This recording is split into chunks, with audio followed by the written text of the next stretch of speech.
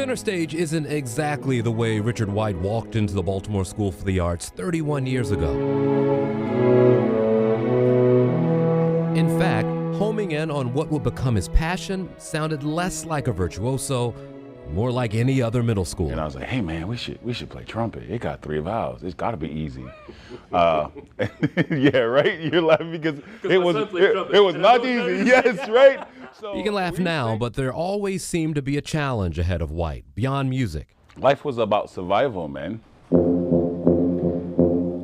His life, from Sandtown to Symphony, is now captured in the film Raw Tuba, where the details of his life, like his initials, are raw. Every day was about finding mom or eating.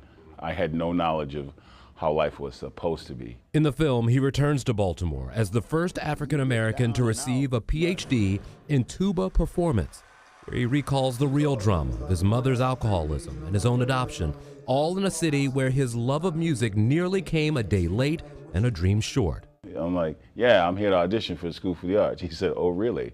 Auditions was yesterday, and boldly, in my Yo Boy sweatpants and everything, I was like, but I'm here today.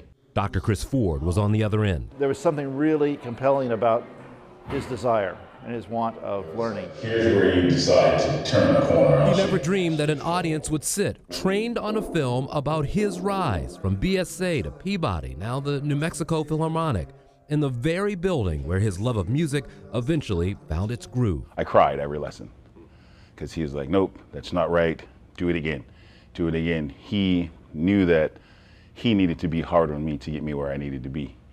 And I think that was the secret to me saying, I could actually do this. Dave Larson is half of the duo behind the documentary. It was just so fascinating to us that somebody, through just sheer grit and determination, was able to kind of reach those heights. His 3 goals in life: playing in a major symphony, get on Oprah, and how about this?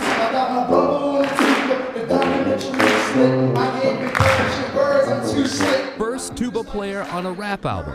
That's his brother William. I guess I could cross that off the bucket list. Brought closer because of his love of music and his desire to teach others to dream. I feel like my biggest responsibility is to show people, and I say this in every show, that the imagination is not BS, and that we have to get back in this country to believing in the impossible. In Baltimore, Jason Newton, WBAL TV 11 News.